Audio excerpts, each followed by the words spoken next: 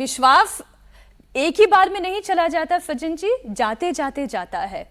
जैसे पश्चिम बंगाल में निवेशकों का विश्वास खत्म हो गया, लेकिन जैसे आज एक गुजरात का मॉडल है कि इंडस्ट्रियलाइजेशन वहां पर हुआ, एक राजस्थान मध्य प्रदेश का मॉडल है, वहां का टूरिज्म सेक्टर बहुत बड़ा बन गया। एक तरफ उत्तर प्रदेश का भी ये मॉडल है कि अयोध्या में राम मंदिर बनने के साथ साथ देखिए फिर वहां पर रिलीजियस टूरिज्म कितना तेजी से बढ़ा। ठीक वैसे ही एक कोलकाता का, एक पश्चिम बंगाल का भी तो ऐसा मॉडल होना चाहिए जहां पर निवेशकों के अंदर से भय खत्म हो और भरोसा जागे। और टाटा का इसलिए मैंने अभी उदाहरण दिया, रतन टाटा का वो कितना बड़ा सपना था जब वो सिंगूर पहुंचे थे और फिर वो कैसे शैटर हुआ और उसके बाद फिर कोई इंडस्ट्रियलाइजेशन नहीं हो पाया, कोई बड़ा निवेशक वहां नहीं पहुंच पाया। नहीं, बिल्कुल। आप देखिए, जो अभी देश में एक तो कारण ये है कि जो पश्चिम और दक्षिण के राज्य हैं वहाँ पे ज़्यादा ईज ऑफ डूइंग बिजनेस है, सरकारों का सपोर्ट रहता है, तो बिजनेसमैन वहाँ जाते हैं। कोस्टल एरिया है। बंगाल के पास ये एडवांटेज पहले से था, जैसा हमने कहा कि 1960-61 में तो तकरीबन 11% जीडीपी में शेयर था और अभी वो 5.5% के करीब है।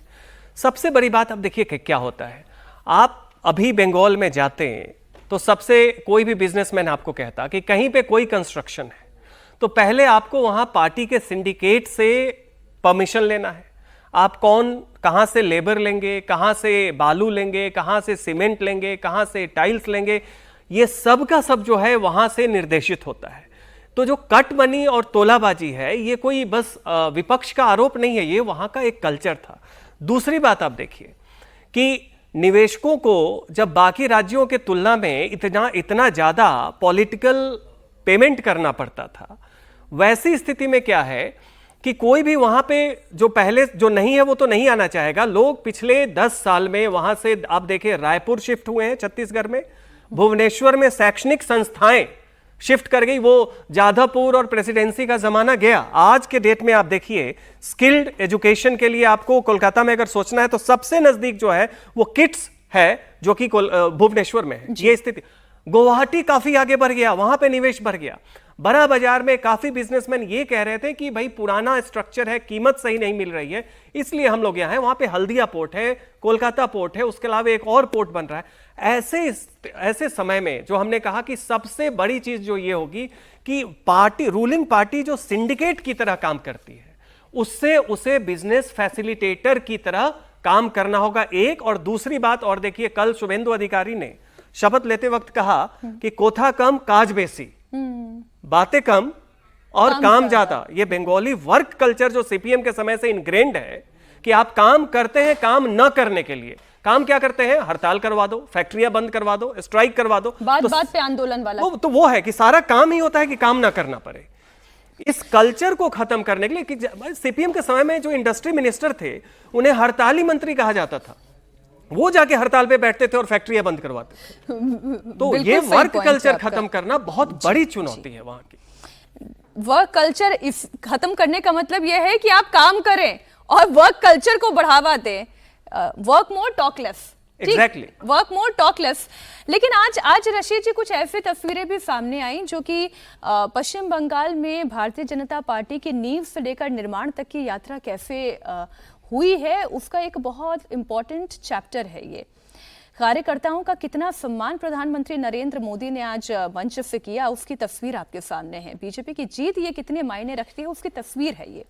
शुभेंदु के शपथ ग्रहण समारोह में बंगाल बीजेपी के एक सीनियर कार्यकर्ता माखनलाल सरकार मंच पर थे। मोदी ने उन्हें सम्मानित किया, उनके पांव छुए।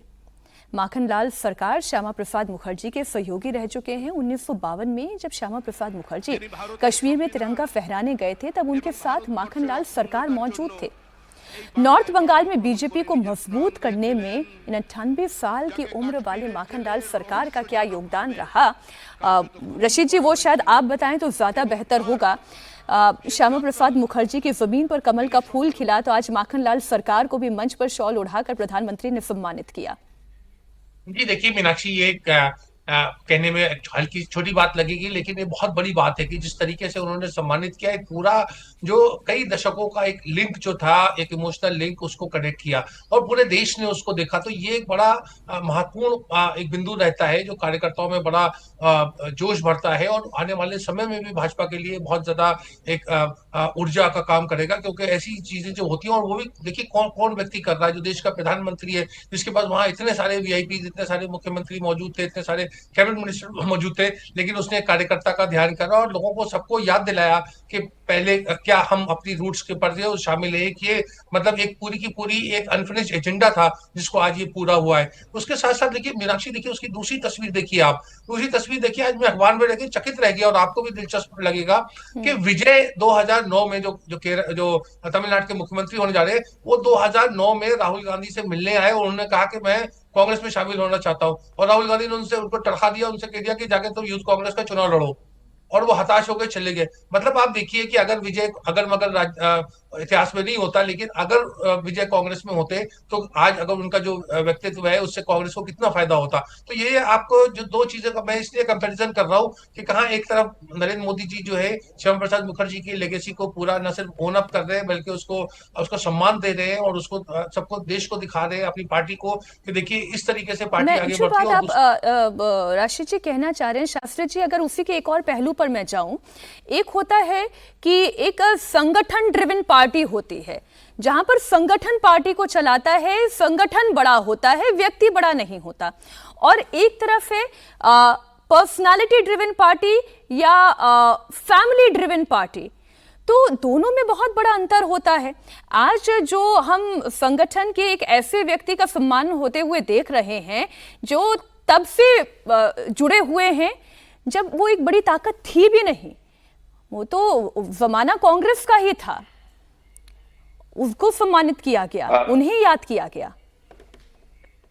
मीनाक्षी जी, आप पिछले 11-12 सालों में देखिए, जब भी बीजेपी को एक विजय का जो एक वातावरण है उसका सेलिब्रेशन होता है, इस सेलिब्रेशन में वो हमेशा जिन लोगों ने उस कंट्रीब्यूशन में उनका हाथ है उनका सम्मान करना, ये उनकी एक ट्रेडिशन रही है।